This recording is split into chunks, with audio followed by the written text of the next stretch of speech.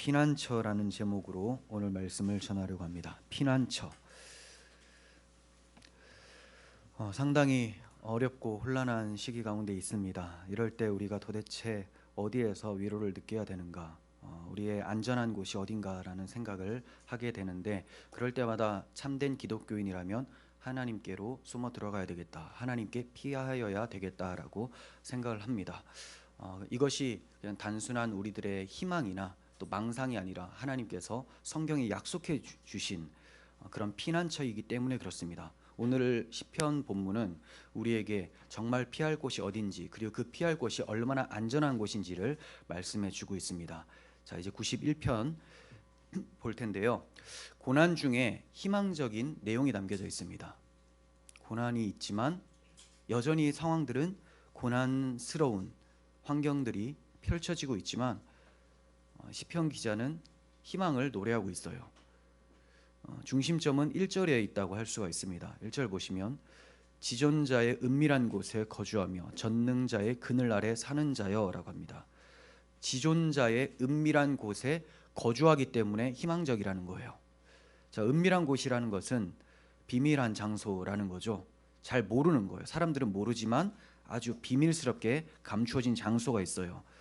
이것을 이제 성막으로 보면 어디로 되느냐? 지성소가 되겠죠. 지성소. 자, 3절에서 13절 안에 너라는 대명사가 상당히 많이 등장합니다. 너는 이렇게 할지어다, 이런 표현이 나와요. 이 너라는 대명사, 누구를 가리키는 걸까요? 지존자의 은밀한 곳에 거주하는 자가 바로 너라는 사람인데, 이 너는 1차적으로는 지성소 안에 거하는 대제사장이라고 볼 수가 있겠죠. 하나님을 의지하는 모든 사람들, 이렇게 볼 수가 있습니다. 그런데 이 대제사장이라고 했을 때는 그럼 궁극적으로 누구를 가리키느냐? 바로 우리의 큰 대제사장 되시는 예수 그리스도를 가리키는 말씀이다라고 할 수가 있는 거예요. 왜냐하면 우리 예수님께서는 하나님 보좌 우편에 앉아 계시면서 그분의 품속에 계시기 때문이죠. 그러므로 여기서 은밀한 곳에 거주하는 자는 바로 예수 그리스도. 그런데 예수 그리스도로만 국한되는 것이 아니라 그리스도를 피난처 삼아 그분 안에 담겨 있는 모든 그리스도인들도 이 은밀한 하나님의 품속에 있다라고 적용시킬 수가 있습니다. 자, 이제 1절을 봅니다. 지존자의 은밀한 곳에 거주하며 전능자의 그늘 아래 사는 자여라고 했어요. 두 마디로 되어 있죠. 지존자의 은밀한 곳에 거주하는 자, 그리고 전능자의 그늘 아래 사는 자. 다른 사람이냐? 똑같은 사람이라는 겁니다. 그런데 이 똑같은 사람이 피한 곳을 이 두 가지 관점으로 볼 수 있다라고 설명을 하고 있는 거예요. 첫째는 지존자의 은밀한 곳이라고 얘기를 하죠. 자, 지존자라고 했으니 이게 이제 엘론이라는 단어인데요. 여러분들 엘 엘론이라는 표현을 들어보셨을 것 같아요. 높으신 하나님, 지극히 높으신 하나님을 엘 엘론이라고 해요. 엘 엘론. 높다, 가장 영광스럽다라는 것이고, 자, 이 가장 높은 곳에 거하니 밑에 있는 것들이 올라올 수가 없는 거예요. 그러니 가장 안전한 곳이 되겠죠. 여기에 거주하는 사람이 누구냐? 바로 하나님 품속에 계신 예수 그리스도다라고 말씀을 드렸어요. 그래서 사도 요한도 예수님에 대해서 설명하기를 본래 하나님을 본 사람이 없었는데, 원래 하나님이 안 보이잖아요. 영이시잖아요. 없었는데 아버지 품속에서 독생하신 하나님이 그분을 나타내셨다, 이렇게 얘기를 합니다. 아버지 품속에 있었던 독생하신 하나님, 예수님이죠. 그분이 아버지를 나타내셨다. 그러니 예수님은 어디에 계셨느냐? 하나님 품속에 계셨고, 이 땅에 사시면서도 성령님을 의지하며 하나님 품 안에서 살아가고 계셨던 거예요. 물론 육체는 노출이 되어 있었죠. 하지만 예수님의 영혼은 온전히 하나님께로 향하고 있었고 하나님 품속에 보호받고 있었다라는 거죠. 그래서 그분이 죄를 짓지 않으셨던 것이고, 또 물론 그분의 신성 자체가 죄를 지을 수 없었던 건 맞지만 예수님의 연약한 육체는 죄를 지을 가능성이라는 것이 남아 있었습니다. 하지만 하나님 품속에서 보호받으면서 하나님을 의지함으로 그 죄를 이겨낼 수 있었던 거예요. 바울 사도는 말하기를 이제 그리스도뿐만이 아니라, 하나님 품속에 계신 그리스도뿐만이 아니라 그리스도 안에 있는 우리들도 바로 지존자의 은밀한 곳에 있는 것이다 라고 설명을 하고 있습니다. 자, 그게 뭐냐? 골로새서 3장 3절에서 너희의 생명이 그리스도와 함께 하나님 안에 감추어졌다 이렇게 표현합니다. 우리의 생명이 그리스도와 함께, 자, 왜 함께냐? 우리가 그리스도 안에 들어가 있으니까. 그리스도와 함께 하나님 안에 감추어졌다. 원래 예수님이 하나님 안에 감추어지신 분이죠. 근데 우리가 그분 안에 들어감으로써 우리도 동시에 지존자의 은밀한 곳에 거주하게 된 것입니다. 이것이 바로 기쁜 소식이죠. 우리는 하나님 안에 거할 수 없는 죄인들이었는데 이런 죄인들을 예수 그리스도의 십자가 대속으로 우리를 살려주시고 그분의 품속으로 넣어주시고 그와 함께 아버지 품 안에 넣어주신 분이 바로 하나님 아버지시라는 거예요. 그러므로 우리에게는 기쁜 소식이 됩니다. 그러면 왜 하나님의 은밀한 곳이라고 하지 않고 지존자의 은밀한 곳이라고 할까요? 지존자의 은밀한 곳이라고 한 이유는 본질상 진노의 자녀들이 죽어 마땅하고 낮아져야 마땅한데 하나님께서 그토록 높게 영화롭게 하셨다라는 것에 강조점이 있습니다. 하나님이 높이셨다. 예수님이 높은 하나님 보좌를 버리시고 이 땅에 내려오셔서 죽음까지 무덤까지 내려가셨죠. 그런데 내려오셔서 끝난 것이 아니라 부활하심으로 승천하심으로 우리 모든 죄인들을, 자기 믿는 모든 죄인들을 하나님 아버지 품 안으로 높이셨다라는 겁니다.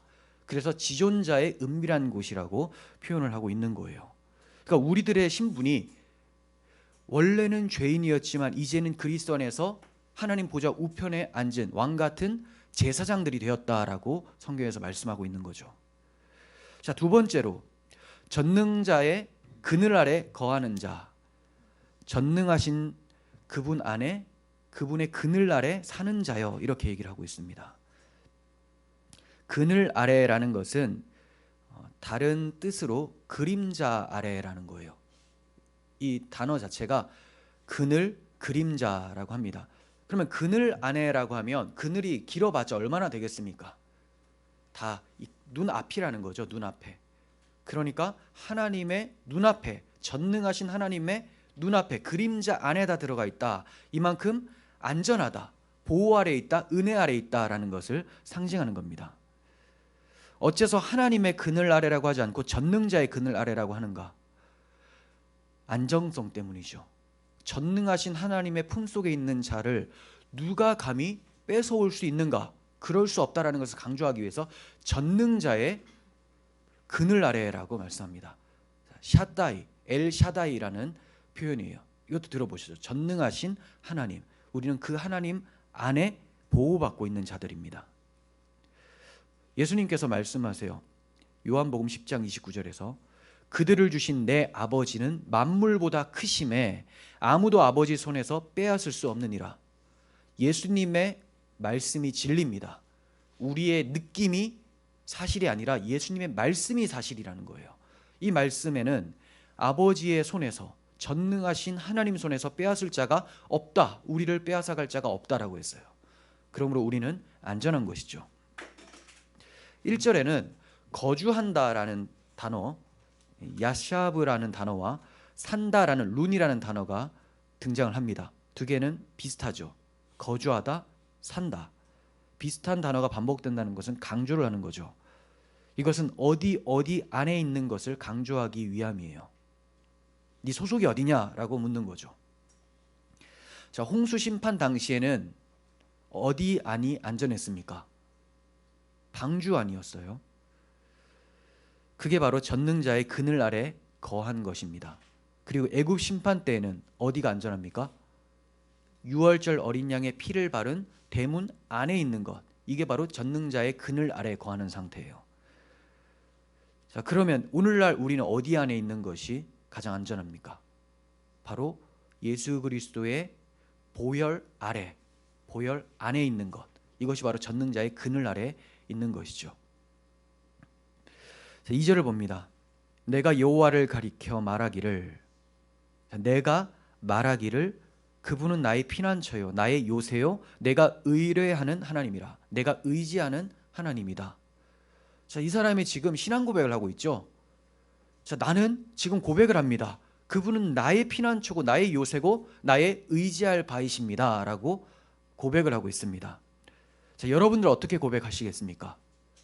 이렇게 추상적으로 그는이라고 하는 것이 아니라 우리 주 예수 그리스도는 나의 피난처요 나의 요새시요 내가 의지하는 하나님입니다 라고 고백해야 마땅한 것이죠.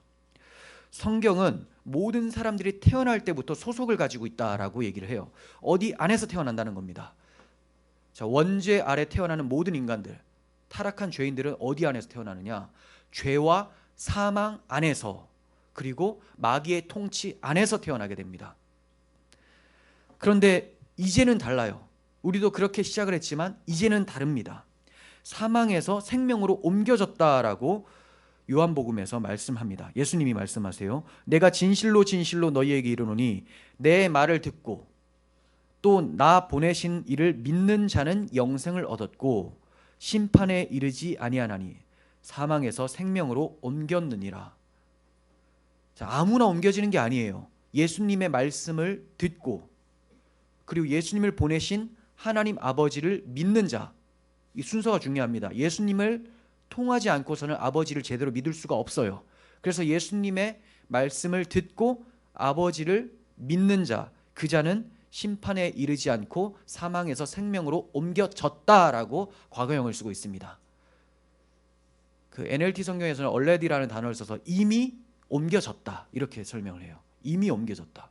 그러니까 예전에는 우리가 죄와 사망 가운데 마귀 아래에 있었는데 우리 아비가 마귀라고 설명이 되어 있었는데 이제는 이미 너희들을 돌아보니 이미 하나님 품속에 사망에서 생명으로 옮겨진 자들이 되었다라고 말씀하고 있는 거죠. 여러분, 예수 그리스도는 나의 피난처고 나의 요새시다라고 확신하고 계십니까?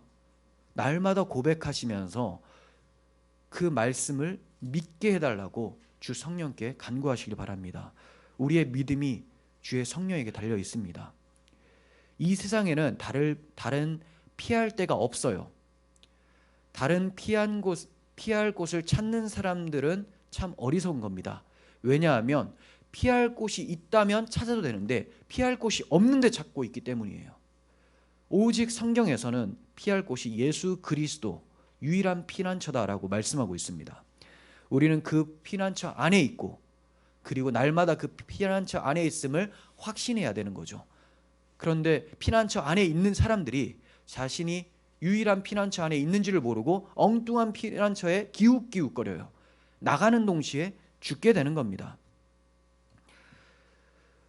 구약 성경에는 여러 피난처에 대해서 얘기를 하고 있어요. 그런데 그 모든 피난처는 우리의 참 피난처 되시는 예수 그리스도를 나타내기 위한 예표로 등장했던 것이지 그것 자체가 피난처는 아니었던 거예요. 자, 이 예수 그리스도를 예표하는 피난처 밖으로 나오게 되면 어떻게 되느냐? 바로 죽임을 당합니다. 예를 들면 이런 거예요. 그 광야 행진하면서 출애굽 광야 때 이제 가나안 땅에 들어가야 돼요. 그때 두 명의 정탐꾼을 먼저 보내게 되는데 누가 도와주죠? 기생 라합이 도와줍니다. 그때 이 도와준 그 공로로 인해서 그의 신앙 고백으로 인해서 그에게 표징을 줍니다. 붉은 줄을 매달아라. 자, 그러면 이 붉은 줄을 매단 너희 집, 너와 너의 가족들은 이스라엘 군대가 들어갈 때 멸하지 않겠다라고 해요. 근데 이 붉은 줄 밖으로 나오게 되면 어떻게 될까요? 바로 죽임 당하는 것이죠.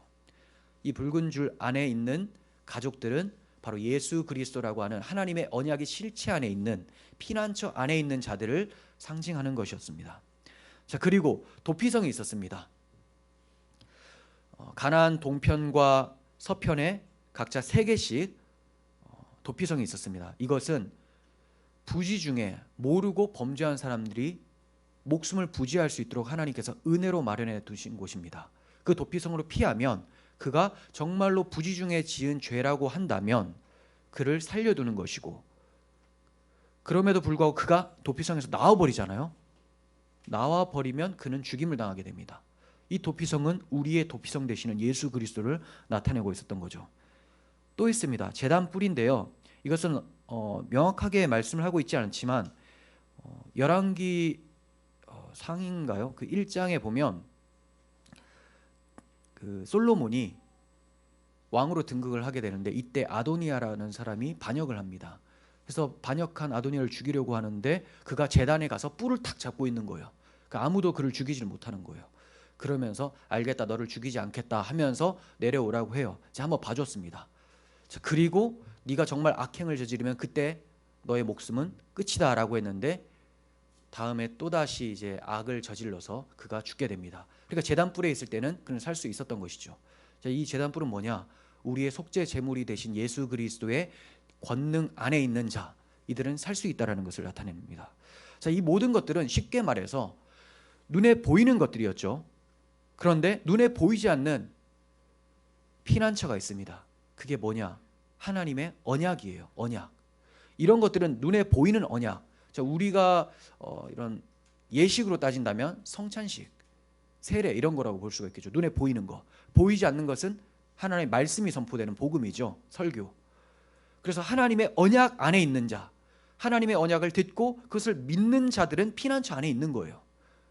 그러므로 지성소 안에 있는 대제사장으로 국한할 것이 아니라 언약을 올바로 믿고 있는 모든 성도들은 다 하나님의 날개 아래 있는 것이다 라고 할 수가 있습니다. 자, 이제 계속해서 보면 지존자의 은밀한 곳에 거하는 자는 구체적으로 어떠한 보호를 받게 되는가를 좀 보려고 합니다. 13절부터 봅니다. 내가 사자와 독사를 밟으며 젊은 사자와 뱀을 발로 누르리로다. 사자와 독사가 밟혀요. 젊은 사자와 뱀이 발로 밟힙니다. 똑같은 표현을 두 번이나 썼죠. 이것은 강조죠. 완전히 멸절된다라는 거예요. 누가? 내가라고 할 때는 예수 그리스도죠. 그리고 그분 안에 있는 우리가 뱀을 밟는다라고 해요. 이것은 그리스도 안에서 성취될 말씀이 분명합니다. 로마서 16장 20절에서 평강의 하나님께서 속히 사탄을 너희 발 아래에서 상하게 하시리라.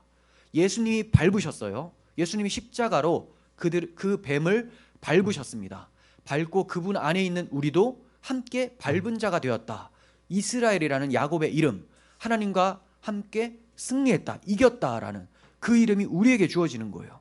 그래서 평강의 하나님께서 속히 사탄을 우리 발 아래에 상하게 하겠다라고 말씀을 해주시는 거죠. 이러한 보호하심은 성경을 통해서 확인할 수 있습니다. 자, 예를 들면 사자굴에 던져졌던 다니엘이 살아나죠. 죽지 않았습니다. 사자의 입을 막으신 분이 바로 하나님이셨습니다. 그리고 다니엘의 세 친구들이 풀무불 가운데 던져지지만 그 불이 하나도 그들을 살릴 수가 없었습니다. 살아서 그대로 나오게 돼요. 이처럼 하나님의 보호하심은 기적적으로 나타났었습니다.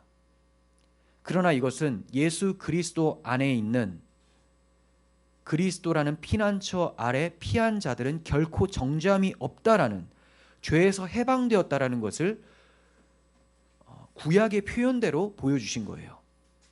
이해가 되십니까? 나는 사자굴에 던져줘도 안 죽는다가 아니라 이처럼 우리의 영혼이 뱀과 사자와 같은 사탄 마귀에게 앞에 있어도 우리는 절대로 당하지 않는다라는 것을 구약적 표현으로 보여준 거라는 거죠. 우리가 사자굴에 들어가면 물려 죽죠. 그러나 이것도 있어요. 안 죽을 수도 있다는 겁니다. 반드시 물려 죽는다는 아니고 또 반드시 물려 죽지 않는다는 거 아니에요. 반드시라는 건 어디에 들어가느냐? 그리스도 안에 감추어진 우리의 영혼, 우리의 영생은 반드시 지켜져요. 하지만 우리 육신은 반드시는 아니에요. 왜냐? 이 육신이 영원히 갈 몸이 아니기 때문에 그래요. 이 육신이 어차피 죽어야 될 몸이기 때문에 하나님이 반드시 지켜주신다면 이 육신도 죽지 않아야 되겠죠. 늙지도 않아야 되는 거예요. 어차피 벗을 몸을 우리는 벗어야 될 것이고 더 좋은 위로부터 주시는 새로운 몸을 받을 것이기 때문에 우리는 하나님께서 우리의 육체를 반드시 지켜주실 거라고 믿지 않습니다. 그러나 하나님이 선하신 계획 가운데 우리의 육체를 사용하신다면 반드시 지켜주실 줄을 믿습니다. 자, 그래서 우리가 이 시편을 볼 때 제일 중요하게 봐야 되는 것은 그리스도 안에 있는 우리의 영혼, 그리스도의 피값으로 살리신 우리의 영생은 안전하다. 그리고 하나님의 뜻이라면 우리의 몸도 영혼을 위해서 보존해 주실 것이다 라고 믿을 수 있어야 되는 겁니다. 자, 3절을 연구해 보시면 이 점이 더욱 드러나게 돼요. 자, 우리의 영혼에 관한 문제라는 것이 드러나게 되는데 3절 보시면 이는 그가 너를 새 사냥꾼의 올무에서와 심한 전염병에서 건지실 것이미로다. 새 사냥꾼의 올무에서 심한 전염병, 그러니까 마귀의 압제 이런 것이라고 볼 수가 있고, 외형적으로는 정말 전염병이고, 그리고 나를 대적하는 적군들이라고 할 수가 있겠죠. 근데 제가 왜 이걸 마귀의 어떤 영적 공격이라고 보냐면 시편 124편을 봅니다. 우리의 영혼이 새 사냥꾼의 올무에서 벗어난 새같이 되었나니 올무가 끊어짐으로 우리가 벗어났도다. 네, 우리의 영혼이라고 말씀을 하고 있죠. 그러므로 대적들로부터, 시편 기자는 정말로 대적들로부터 하나님이 자신을 지켜주실 거라고 확신도 했지만 자신의 영혼 또한 지켜질 거라고도 확신하고 있는 상태예요. 지금 구약이 아니라 신약을 사는 우리들은 내 몸이 죽을지라도 내 영혼을 지키신 하나님께서 내 몸을 영화롭게 만들어 주실 것이다 라고 그렇게 믿어야 되는 것이죠. 네. 이 부분은 또 마지막에 나오게 돼요. 그때 살펴보겠습니다. 그러니까 이제 새 사냥꾼의 올무에서 구원된다는 말은 영적인 구원, 영적인 자유로움을 얘기를 하는 거예요. 심한 전염병이라는 것을 보면서 우리는 흑사병이나 지금 전 세계 창궐하고 있는 우한 폐렴 같은 그런 병을 떠올리게 됩니다. 우리 시대에도 전염병은 두려움의 대상이 되죠. 그런데 구약 시대의 사람들은 오죽하겠습니까? 그때는 치료제가 없어요. 그냥 걸리면 죽는 거예요. 걸리면. 얼마나 무섭겠습니까? 적군보다 더 무서워요. 적군은 어떻게 대적이라도 할 텐데 이 전염병은 걸리면 죽는 거예요. 이 심각한 상태를 5절 이하에서 말씀을 하는데, 이 5절은 굉장히 특이한 게 심각한 상황이긴 한데 이 사람에게는 희망이 있는 것처럼 얘기를 합니다. 5절부터 7절을 봅니다. 너는 밤에 찾아오는 공포와 낮에 날아드는 화살과 어두울 때 퍼지는 전염병과 밝을 때 닥쳐오는 재앙을 두려워하지 아니하리로다. 분명히 앞에서는 무섭게 설명을 해놓고 그런데 너는 두려워하지 않는다. 7절 1000명이 내 왼쪽에서 10,000명이 내 오른쪽에서 엎드러지나 이 재앙이 내게 가까이 하지 못하리로다. 밤에 찾아오는 공포와 어두울 때 퍼지는 전염병은 같은 거죠. 네. 보이지도 않게 그 찾아온다라는 것을 강조하는 거예요. 흑암 가운데서 전염병이 확 퍼져버린다. 낮에 날아드는 화살과 밝을 때 닥쳐오는 재앙은 또 같은 겁니다. 적군이 그들을 향해 공격하는 것. 그런데 당시 사람들이 이 공포에서 자유하지 못하고 있는데 이 너는이라는 이 사람은 두려워하지 않을 것이다 라고 말씀하고 있습니다. 이 사람이 누구냐? 대제사장 우리 주 예수 그리스도. 그분은 십자가 앞에서도 두려워하지 않으셨어요. 어떠한 상황 가운데서도 타협하지 않고 하나님에 대한 신앙을 지켰습니다. 결국 하나님께서는 그분을 죽음 가운데서 부활시켜 주셨죠. 그리고 승천시켜 주셨고 하나님 보좌 우편에 앉게 하심으로써 모든 것을 자기 발 아래에 두게 만들어 주셨습니다. 그러므로 두려워하지 않으시는 분은 예수 그리스도예요. 그리스도께서 두려워하지 않기 때문에 그분 안에 있는 우리도 두려워하지 않는 자가 되는 것입니다. 어째서 두려워하지 않을 수 있는가? 그에게는 보호막이 있기 때문이다 라고 말씀합니다. 보호막 4절인데요. 그가 너를 그의 깃으로 덮으시리니, 첫 번째 나왔죠. 그의 깃, 옷깃입니다. 그리고 내가 그의 날개 아래에 피하리로다. 날개. 그리고 그의 진실함, 에메트라는 단어인데 진실함, 신실함 이런 뜻이에요. 성실함. 그의 진실함은 방패와 손방패가 된다. 하나님의 진실함 안으로 피하고 하나님의 날개 아래 피하고 하나님의 옷깃 안으로 피하라는 겁니다. 옷깃이란 아담의 벌거벗은 수치를 가려준 가죽 옷과 같은 칭의의 보호막을 의미합니다. 우리도 칭의의 보호막이 있죠. 여러분을 다 의롭다함을 받았어요. 우리의 행실이 의롭지 않음에도 불구하고 우리 대신 예수 그리스도의 행실 아래 피한 그 모습을 보시고 우리도 의롭다고 불러주셨죠. 그러므로 우리는 칭의의 보호막을 가지고 있는 거예요. 그리고 날개 아래라고 했는데 암탉이 그 날개로 병아리를 품듯이 사랑의 보호막을 우리에게 허락해 주셨습니다. 성령께서 우리를 딱 지켜주시고 보호하고 계시기 때문에 우리의 영혼이 어디로 갈 수가 없는 거예요. 자, 그리고 방패라는 것은 적의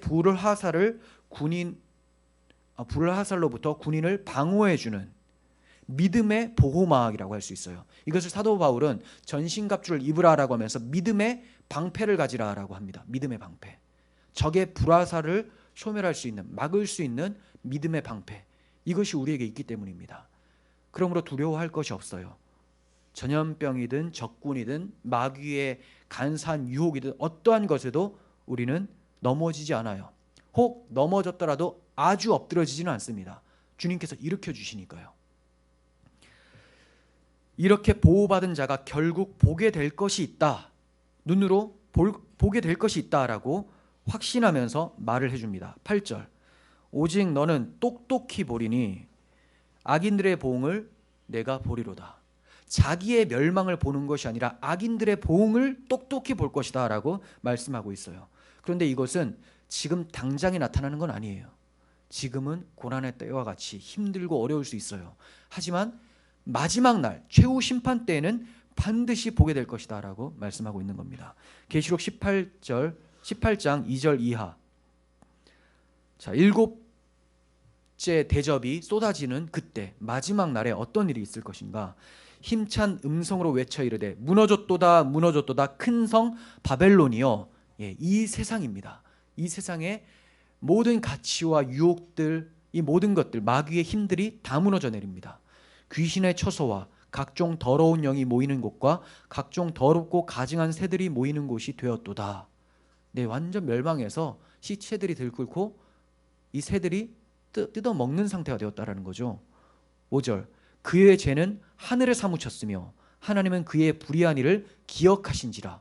하나님이 절대로 간과하시는 게 아니에요. 다 보고 계시고 하나씩 적어두십니다. 기억을 해두신다는 거예요. 그가 얼마나 자기를 영화롭게 하였으며 사치하였든지 그만큼 고통과 애통함으로 갚아주라. 그가 마음에 이르기를 나는 여왕으로 앉은 자요 과부가 아니라 결탄코 애통함을 당하지 아니하리라 하니. 이게 세상 사람들의 말이죠. 우리 절대 그럴 일 없다. 멸망, 최후 심판 그런 게 어딨냐. 그렇게 하지만 8절. 그러므로 하루 동안에 그 재앙들이 이르리니 곧 사망과 애통함과 흉년이라. 그가 또한 불에 살라지리니 그를 심판하시는 주 하나님은 강하신 자이심이라. 전능하신 분이죠. 20절. 하늘과 성도들과 사도들과 선지자들아 그로 말미암아 즐거워하라. 하나님으로 인해서 즐거워하래요. 하나님이 너희를 위하여 우리를 위하여 그에게 심판을 행하셨음이라 하더라. 우리에게 행하신 것이 아니라 우리를 위하여 세상을 심판하셨다는 겁니다. 왜? 더 이상 우리가 세상으로부터 박해당하지 않고 유혹당하지 않고 죄를 범하지 않는, 심령이 상하지 않도록 하나님이 우리를 위하여 세상을 멸하셨기 때문에 즐거워하라 라고 말씀하고 있는 것입니다. 여러분, 이 세상을 살면서 어려운 일이 있어도 우리가 두려워할 것이 아니라 즐거워할 수 있어야 돼요. 왜냐? 그날에 똑똑히 볼 것이기 때문입니다. 우리를 공격하는 모든 것들은 다 사라지고 적군이 사라진 상태를 샬롬이라고 하죠. 평안. 우리는 하나님 품 안에서 평안을 누릴 거예요. 9절에서 10절을 봅니다. 내가 말하기를 여호와는 나의 피난처시라 하고 지존자를 너의 거처로 삼았으므로 화가 내게 미치지 못하며 재앙이 내 장막에 가까이 오지 못하리니. 화가 미치지 못하고 재앙이 가까이 오지 못한다. 어떤 자들에게? 지존자를 자신의 거처로 삼은 자에게. 계속해서 반복되어 나옵니다. 지존자의 은밀한 곳에 거주하는 것, 전능하신 자의 그늘 아래 사는 것, 그리고 하나님을 나의 피난처, 나의 요새, 내가 의지할 자로 모시고 사는 것, 그리고 지존자를 나의 거처로 삼는 것. 이것이 가장 안전한 방법이에요. 출애굽 당시에는 유월절 피 아래 있는 것, 지금 우리는 하나님의 어린 양 예수 그리스도의 피 아래 그리스도 안에 있는 것. 그래서 사도 바울이 정말 많이 쓰는 표현이 바로 엔 크리스토스예요. 그리스도 안에서. 그리스도 안에서. 이게 제일 중요하니까. 원래 마귀 안에 있었는데 그리스도 안으로 옮겨졌다. 이것이 얼마나 큰 복이냐. 복음을 설명할 때 그리스도 안에서라는 말을 빼먹을 수가 없는 거예요. 그게 제일 중요하니까. 여러분은 어디 안에 있습니까? 어떤 사람들은 교회 건물 안에, 이 웅장한 건물 안에, 아니면 어딘 이 군사 시설 안에, 그런 거는 보호가 안 됩니다. 제일 무서운 걸 아셔야 돼요. 제일 무서운 거는 전염병이나 우리의 대적이 아니라 우리 하나님이세요. 전능하신 하나님. 두려워할 자를 두려워하셔야 된다는 겁니다.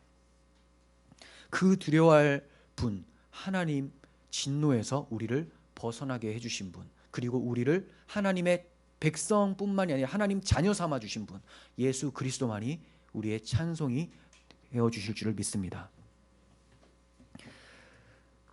자, 이제 바울은 말씀합니다. 로마서 8장 1절에서 2절. 그러므로 이제 그리스도 예수 안에 있는 자에게는 결코 정죄함이 없나니 이는 그리스도 예수 안에 있는 생명의 성령의 법이 죄와 사망의 법에서 너를 해방하였음이라. 이제 사망은 우리의 것이 아니래요. 물론 우리도 죽죠. 근데 그걸 죽는다고 하지 않고 잔다라고 하죠. 사망이 아니라는 거예요. 우리의 죽음은 영생으로 가는 문이 될 뿐입니다. 영생으로 가려면, 새 몸을 입으려면 죽어야 되잖아요. 입기 위해서 버리는 겁니다. 그냥 벌거벗음으로 드러나기 위해서 벗겨지는 것이 아니라 다시 입기 위해서, 제대로 된 것을 입기 위해서 벗는 거예요. 그러므로 죽음 또한 두려워하지 않는 것이 기독교인이라는 거죠. 그래서 우리 선배들이 초대교회 당시에 사자굴에 던져지고 로마 원형 경기장에 던져졌을 때도, 화형에 처해도 두려워하지 않았던 것은 지금 더 나은 것을 입기 위해서 벗는 것뿐이다라고 인식을 하고 있었기 때문입니다. 우리도 그런 신앙을 가지고 있어야 돼요. 위기 가운데 그리스도인들의 신앙은 더욱 강력해집니다. 아니라는 것이 더 무서워요. 아무 일이 없을 때 더 무섭습니다. 그냥 뜨거운 물을, 미지건 물에다가 불 올려놓고 천천히 데웠더니 개구리가 일광욕 하듯이 그냥 죽는 것처럼, 기독교인도 가만히 있다가 이렇게 죽는 거예요. 근데 오히려 박해가 심해지거나 무언가 뚜렷해지면 기독교인은 정신을 차리게 되죠. 그 정신을 차리고 우리가 바라봐야 될 것은 그리스도로 인해서 새 몸을 입을 것, 이것을 바라보면서 소망 중에 그 날을 기다려야 될 줄을 믿습니다. 11절 봅니다. 그가 너를 위하여 그의 천사들을 명하사 내 모든 길에 너를 지키게 하심이라. 네, 히브리서 기자가 말씀을 했듯이 모든 천사들은 섬기는 영으로서 구원받을 상속자들을 위하여서 보내진 겁니다. 즉 우리를 위해서 천사들이 보내진 거예요. 천사님이시여 이런 게 아니에요. 그래서 천사에게 절을 하려고 했더니 나에게 절하지 마라 라고 계시록에서 말씀이 나오죠. 자기는 지금 경배받을 자가 아니다. 천사는 경배의 대상이 아니라 우리를 도와주는 고마운 분들이죠. 하나님께서 섬기라고 보내신 하나님의 종들이라는 거예요. 그런데 주목해야 될 구절이 여기 있습니다. 11절에서 12절을 다시 봅니다. 그가 너를 위하여 그의 천사들을 명령하사 내 모든 길에서 너를 지키게 하심이라. 그들이 그들의 손으로 너를 붙들어, 천사들의 손으로 예수님을 붙들어, 그리고 우리를 붙들어 발이 돌에 부딪히지 아니하게 하리로다. 많이 들어보셨죠? 어디에서 들어보셨습니까? 사탄이 유대 광야에서 40일 동안 줄이신 예수 그리스도를 시험할 때 이 말씀을 인용합니다. 그렇죠? 야, 네가 정말 하나님의 아들이라면 네가 뛰어내려 봐라. 그러면 천사들이 너를 붙들어서 네가 돌에 부딪히지 않게 할 것이다. 이 말씀을 인용했습니다. 왜 사탄이 그 많은 성경 구절 중에 이 말씀을 인용했을까요? 만약에 이 말씀을 알았다면 그 뒤에 말씀 13절도 알았겠죠. 알고 그 뜻이 무엇인지 분명히 알고 있었을 거예요. 자, 13절. 내가 사자와, 내가라는 것은 예수님이죠. 내가 사자와 독사를 밟으며 젊은 사자와 뱀을 발로 누르리로다. 자, 그러니까 이걸 딱 보는 순간 뱀이 무슨 생각이 들었을까요? 창세기 3장 15절이 생각이 나는 거예요. 여자의 후손이 뱀의 머리를 상하게 할 것이다. 얼마나 화가 날까요? 그 너가 예수님인데 이 예수님이 딱 눈앞에 온 거예요. 이 땅에 오셔서 이제 눈앞에 딱 섰습니다. 자기 머리가 터지게 생겼는데 가만히 있겠습니까? 바로 공격을 하는 거죠. 하나님 말씀으로. 그러니까 예수님이 자신의 머리를 상하게 할 줄을 알고 아주 간교하게 하나님 말씀을 이용해서 예수님을 공격을 했던 겁니다. 그러므로 사탄이 가장 싫어한 말씀은 바로 내가 사자와 독사를 밟으며 젊은 사자와 뱀을 발로 누르리로다 라는 이 말씀이겠죠. 왜 사자냐? 사도 베드로가 얘기를 하잖아요. 마귀가 우는 사자와 같이 두루 삼킬 자를 찾는다. 요놈이 사자예요. 그리고 요놈은 하나님이 지으신 들짐승 중에서 가장 간교한 놈이다 라고 나오죠. 뱀, 사자와 뱀, 마귀입니다. 그러니까 자기가 밟힌다고 하는데 좋아할 놈이 어디 있겠습니까? 그래서 이 말씀을 딱 생각해서 바로 앞에 말씀을 가지고 공격을 했었던 거죠. 마귀가 이렇게 간교합니다. 여러분들이 말씀 많이 외우고 있잖아요. 정말 그렇습니까? 많이 외우고 있다면 그 말씀 바로 앞에 걸로 여러분들 넘어뜨리게 할 놈이 바로 마귀라는 거예요. 그러니까 하나만 외울 것이 아니라 통으로 부지런히 계속해서 말씀을 여러분들 암송을 하셔야 되는 거예요. 말씀을 제대로 알지 못하면 이길 수가 없어요. 예수님이 마귀를 이길 때 어떻게 이겼습니까? 3번 다 기록되었을 때 하나님 말씀으로 이긴 거예요. 말씀 없으면 무너지는 겁니다.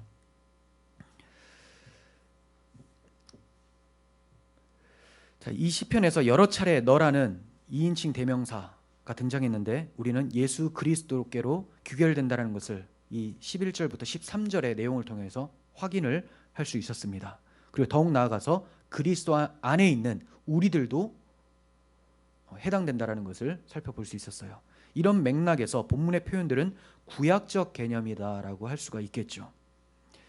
이 점이 신약의 성도들에게는 문자적으로 주어질 때도 있지만 육신의 보호를 해주실 때도 있지만 궁극적인 성취는 계시록에서 용을 잡으니 곧 옅뱀이요 마귀요 사탄이라라고 한 것처럼 종말론적인 심판이다라고 할 수 있습니다. 종말론적인 개념에서 말씀을 해주신 거예요. 자, 14절 상반절 봅니다. 하나님이 이르시되, 얼마나 복된 말씀입니까? 지금까지 인간편에서 나는 믿습니다라는 신앙 고백을 했었잖아요. 이제 하나님이 이르시되 하나님이 말씀해 주시는 거예요. 다 듣고 신앙 고백한 여러분들, 오늘도 우리는 신앙 고백을 했어요. 이제 하나님이 말씀해 주시는 거죠. 하나님이 이르시되. 자, 어떤 말씀하십니까? 14절 중반절부터 봅니다. 그가 나를 사랑한즉 내가 그를 건지리라. 여러분들이 하나님 앞에 신앙 고백을 하셨습니다. 왜 하십니까? 하나님이 나의 도움이시고 피난처시고 나의 오직 사랑할 뿐이시니까. 이 사랑을 들으신 하나님께서 내가 너를 건지겠다라고 말씀하세요. 그리고 그가 내 이름을 안즉 내가 그를 높이리라. 우리가 하나님의 이름을 어떻게 합니까? 엘 엘yon, 엘 샤다이. 어떻게 합니까? 예수 그리스도를 통해서 그분이 지극히 높으신 분이고 전능하신 분이다라는 것을 알게 되죠. 우리가 하나님의 이름을 안즉 하나님이 우리를 높여주신다. 예수 그리스도를 높여주신 것처럼 우리도 그분 안에서 높여주실 것이다 라고 약속해 주십니다. 15절 그가 내게 간구하리니 내가 그에게 응답하리라. 이제 예수님만 기도하시는 것이 아니라 예수 그리스도 이름으로 기도드립니다 라고 우리 또한 할 수 있게 되었어요. 너희는 이렇게 기도하라. 하늘에 계신 우리 아버지요. 예수님이 가르쳐 주셨지 않습니까? 하나님이 응답하십니다. 문제는 부르질 않는 것이죠. 날마다 불러주시길 바랍니다. 그러면 하나님은 들으시고 응답해 주실 거예요. 15절 마지막 그들이 환난 당할 때에 내가 그와 함께하여 그를 건지고 영화롭게 하리라. 네. 하나님께서 우리와 함께 하십니다. 임마누엘 예수님과 함께 하시는 그 하나님이 우리와 함께 하십니다. 그리고 우리를 건지시고 영화롭게 하실 거예요.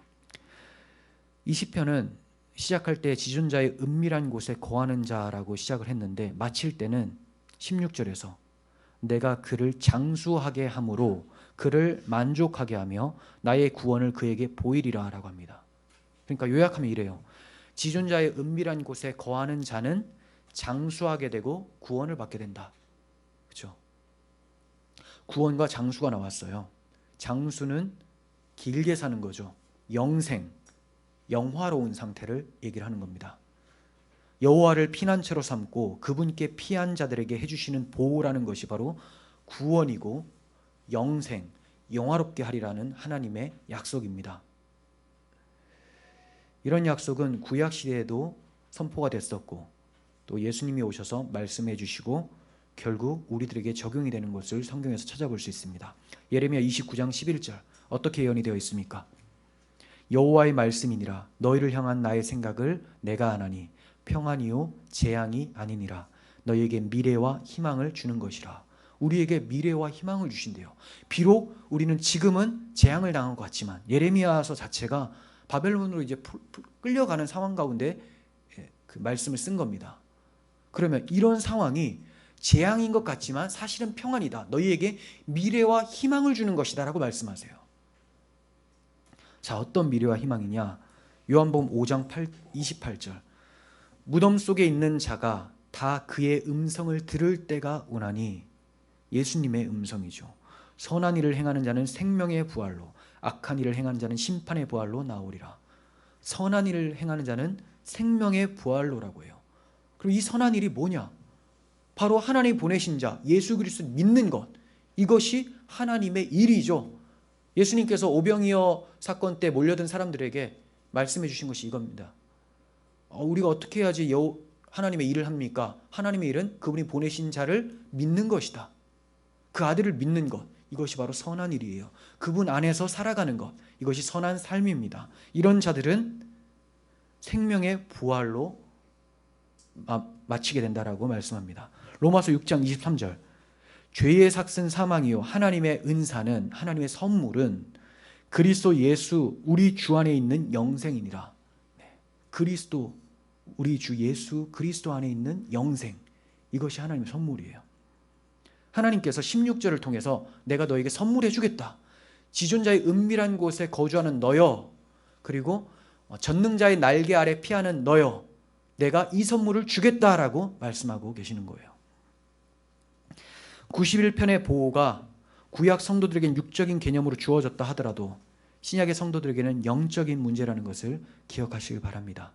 주님께서는 살리는 것은 영이니 육은 무익함이다 라고 말씀하셨어요. 육에 너무 집착하지 마십시오. 이 육은 우리의 영을 위해서 존재하는 것이고 영을 위한 삶을 위해서 존재하는 겁니다. 그러므로 하나님의 영광을 위해서 다 사용이 되어지면 소멸되어야 되는 거죠. 왜냐하면 더 나은 것을 입기 위해서 소멸이 되어야 되는 거예요. 본문의 보호를 문자적으로 경험할 수도 있지만 보편적인 것은 아니에요. 만일 육적으로 주어질 것을 기대했다가 재난이 닥쳐서 힘들어진다면 그 믿음마저 흔들리게 될 수가 있습니다. 지금 코로나 상황 때문에 많이 힘듭니다. 특히 교회가 많이 힘들죠. 왜냐하면 여론이 좋지 않기 때문에 그렇습니다. 또 교회에서 정말로 많이 발생하기도 하고요. 이런 상황에서 우리가 지켜야 될 것은 먼저는 우리의 건강입니다. 혹시 우리의 건강 때문에 다른 사람들에게 피해가 되지 않을까 늘 염려해야 되고, 여러분들은 그냥 걸어다니는 예수 그리스도의 전광판이라고 생각을 하신다면 더욱 조심해야 될 필요를 느낍니다. 그렇지만 이 기간 동안 더 중요한 게 뭐냐? 더 조심해야 될 거. 그리고 어떤 교회에서는 이제 모이기를 그만하고 인터넷으로 돌리는 교회들도 많이 있는데, 자, 이런 교회에서 또 모이는데 쉽지 않아진 이 상황에서 더 주의해야 될 것은 우리의 영혼이라는 겁니다. 무릇 지킬 만한 것 중에 너의 마음을 지켜라. 우리 마음, 이 마음이 지켜지지 못한다면 건강 한들 무엇하겠습니까? 그러므로 여러분들의 신앙을 무엇보다도, 지금 마스크 잘 착용하잖아요. 우리 영혼의 마스크, 하나님의 말씀을 늘 묵상하시고 채우시기를 바랍니다. 6절에서 두려워하지 아니하리로다 라고 말씀을 했습니다. 주님께서 말씀하세요. 누가복음 12장 4절 내가 내 친구 너희에게 말하노니 몸을 죽이고 그 후에는 능히 더 못하는 자들을 두려워하지 말라. 마땅히 두려워할 자를 내가 너희에게 보이리니 곧 죽인 후에 또한 지옥에 던져 넣을 권세 있는 그를 두려워하라. 내가 참으로 너희에게 이르노니 그를 두려워하라. 하나님을 두려워하라는 겁니다. 번지수를 잘못 잡는 사람들이 참 많아요. 우리가 진짜 두려워해야 되고 진짜 지켜야 될 것은 하나님과 우리의 믿음입니다. 여러분은 하나님의 보호와 안전이 이 땅에서 임시적인 것으로 주어지는 것과 영적인 영원함으로 주어진 것 중에 어떤 것을 더 원하세요? 어떤 걸 더 보호해 주시기를 원하십니까? 우리의 영혼을 기억하시길 바랍니다. 마지막으로 우리에게 피난처 되신, 우리의 위로자 되신 그리스도를 선물로 보내주신 하나님께 우리의 신앙 고백을 함께 하도록 하겠습니다. 자, 하이델베르크 요리문답 1문 시작. 사나 죽으나 당신의 유일한 위로는 무엇입니까? 사나 죽으나 나는 나의 것이 아니요 몸도 영혼도 나의 신실한 구주 예수 그리스도의 것입니다. 예수 그리스도는 그의 보혈로 나의 모든 죄값을 완전히 치르시고 나를 마귀의 모든 권세에서 해방하셨습니다. 그분은 또한 하늘에 계신 나의 아버지의 뜻이 아니면 머리털 하나라도 땅에 떨어지지 않도록 나를 보호하시며 참으로 모든 것이 합력하여 나의 구원을 이루도록 하십니다. 그러므로 예수 그리스도는 그의 성령으로 나에게 영생을 확신시켜 주시고 이제부터는 마음을 다하여 즐거이 그리고 신속히 그를 위해 살도록 하십니다. 아멘. 그리스도 안에서 위로를 얻으시면서 모든 마음을 다해 즐거이 신속히 하나님을 위해 사시는 우리들이 되었으면 좋겠습니다. 기도하겠습니다. 하나님 아버지, 어려운 때에 더 강력한 하나님의 은혜와 지켜주심과 보호하심이 있기를 간절히 소원합니다. 우리에게 허락해 주신 주 성령을 사모하게 하시고 성령을 소멸하는 죄악을 범하지 않게 하시고 날마다 주의 말씀을 따라 살아가며 기도하며 우리의 영혼을 지키는 교회가 되게 하여 주시옵소서. 한 주 동안도 저희의 영혼을 지켜주실, 또 저희의 육체를 지켜주시기를 간절히 바라는 마음으로 하나님께 간구합니다. 주님, 우리를 지켜주옵소서. 우리 주 예수 그리스도의 이름으로 기도합니다. 아멘.